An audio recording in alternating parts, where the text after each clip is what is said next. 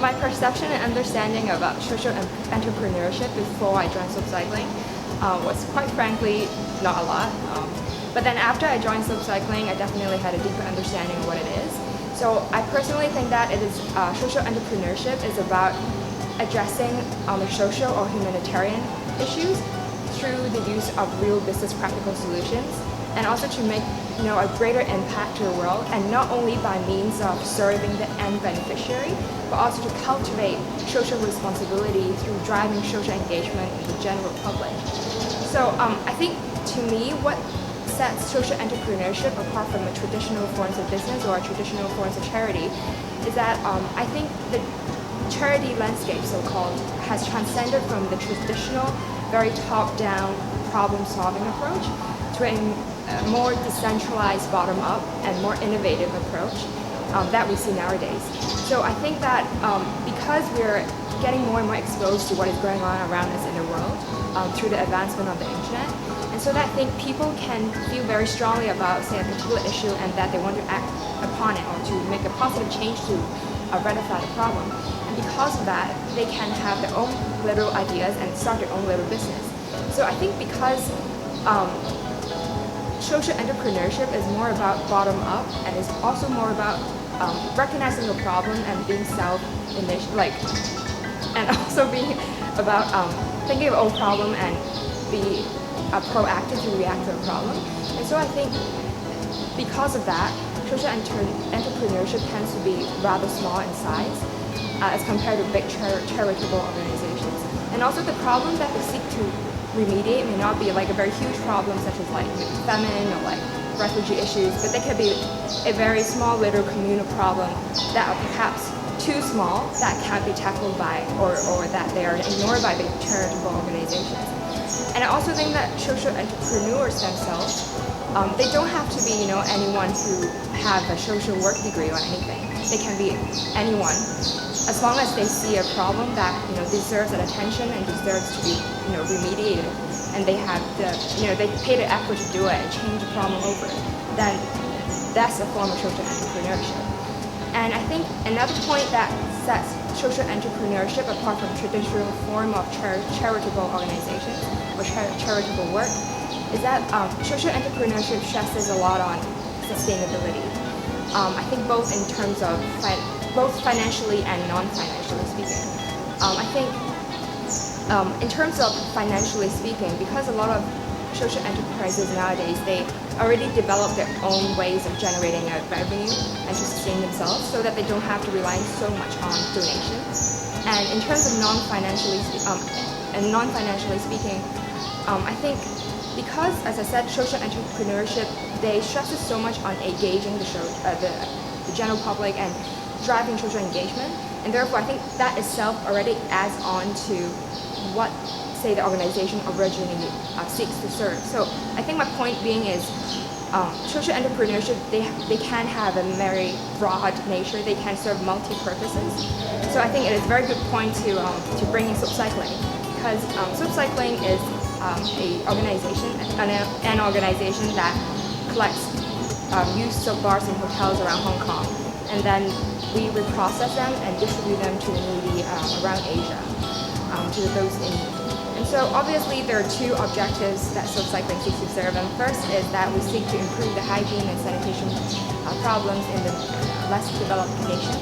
And secondly is to reduce the amount of waste generated by soap that are discarded to landfill every year in Hong Kong. But then there's a third component to it, and then this is what I want to link back to what I said about there's multi-purpose function in social entrepreneurship, and that is Soap Cycling. They have a third bottom line to say is that we seek to cultivate youth and we seek to enhance university leadership, because Soap Cycling, this organization itself is actually run by students mostly, and then from very top to very top up to very hands-on work, they're all managed by students, so that students can get to experience not only different levels of the organization, but also across different departments.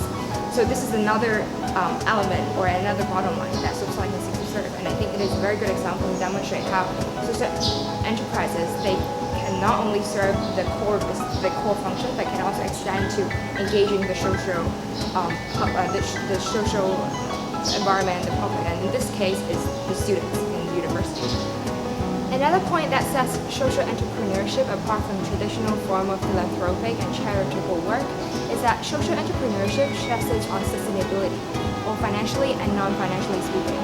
So I think in terms of financially speaking, many non-profit making social enterprises nowadays, they have already developed their own revenue generation model so that they don't have to rely so much on donations from third parties. And my interpretation of non-financial sustainability, I think it refers to the multifaceted nature of social enterprises. So like I said just now, there is a strong social engagement component to social entrepreneurship, and that itself already adds on to the original cause that the organization seeks to serve in the first place. My experience working at Cycling was very rewarding and also very fulfilling. I have been in the organization for around 2.5 years now, and I have been posted to 2 different departments. First was at the marketing team, and second is at the relationship management team. So at the marketing team, my post was being a communications manager, and my main duty is basically to be the external contact point of the organization. So for example, if there is any media that wants to interview us or any other external parties that want to talk to us, then I will be the person who will respond to them, and also so I'm like a bridge between the outside and inside. So if they want a certain amount of information, and that, for example, if I don't know about it, then I will contact my colleagues, in the internal departments, and then link them up together and also facilitate any things that both parties may want to add. And my second post is at the relationship management department, where I serve as a director, and that was a very good experience as well, because it sort of expands what I originally did in the marketing team, because relationship management, it encompasses not only about managing relationship between hotels and donors, it's also about informing the general public and informing the external parties about what we do as a cycling. So I guess some of the periodic things that I have to do is, that my team has to do, is first to produce like a newsletter to update hotels on how much soap that we have collected from them, and to update from time to time our donors about whether we have achieved any of their expectations, or whether there are any things that we haven't done, for instance. So it is a lot about, I think it is a lot about communication. And one thing I definitely learned through these 2 posts is to make sure you know who you're dealing with, and also to know the concerns and expectations ahead of time. Because when you're dealing with external parties, they're not on, I would say they may not be on the same level. So when you're dealing internally, you're dealing with professors and students, but externally you can be dealing with very big business people who are high up in ranking in the company. So you have to make sure you know their expectations and the concerns in advance, so that you know how to work towards that. And speaking of that, not only do I have to meet their expectations, I also have to make sure that their expectations align to ours, because sometimes what they expect may not be what we want to achieve. So I have to make the balance. And I guess just going back to what I said, is a lot about communications, and also to work. It may sound a bit cliche, but then it really is about working as a team as well. Because, as I said, because I'm in the external point, you have to coordinate between different parties, and you have to collect information from the internal side and broadcast it to the outside, and vice versa. So that is what I learned about.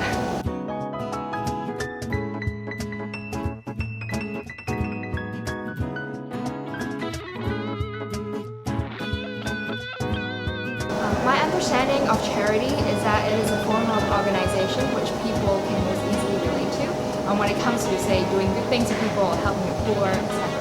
So I think, to me, charity seems to be more about donation. It's very donation-oriented, and also they are usually functioned by very established, big charitable organizations with a long history. So, and then my understanding of a traditional form of business is that they are profit-making, and then what their priorities is to make as much money as possible, and then they may not care so much about the other considerations, such as environmental issues or like workers' rights issues. in factoring into them and making business decisions. And in terms of corporate social responsibility, I think it is also a part of traditional form of business. And I think this is when businessmen, they look beyond profit-making objectives and factoring in other social and perhaps environmental considerations in coming up with their business decisions. And in terms of business ethics, I think that business ethics and CSR, they are two sides of the same coin, in that businessmen, they have to first adopt or develop certain business ethics mentality in order to make decisions that are are socially responsible and that can fulfill their CSR objectives. And finally, in terms of my understanding of social entrepreneurship, like I said, I think it is about people bring changes and making an impact to the world, but using methods that are not confined by the traditional ways in which charities used to work. They can be very innovative and they can be very bottom-up instead of top-down. And I think part of the reasons that explains the rise of social entrepreneurship is that there are many people who are trained in the business field that they after a period of time they work in business organizations, they leave those organizations and start their own charities or other NGOs that serve a particular social purpose. And by doing so, they bring in their expertise and talent and apply that to the organization that they set up. And that explains why social entrepreneurship, they tend to be more innovative in nature, and they tend to be more decentralized, and also they involve a lot of people, not only just the people that they serve, but also engage the social public and the general public in general. My understanding of corporate social responsibility is that it is a part of traditional form of business. I think this is when businessmen look beyond profit-making objectives and factoring in other social and perhaps environmental considerations in coming up with business decisions. And my understanding of business ethics is that I think it is more or less the same as CSR, and they're two sides of the same coin to me. In that I think businessmen, they have to first adopt or develop a certain business ethics mentality in order to make decisions that are socially responsible and to meet their CSR objectives.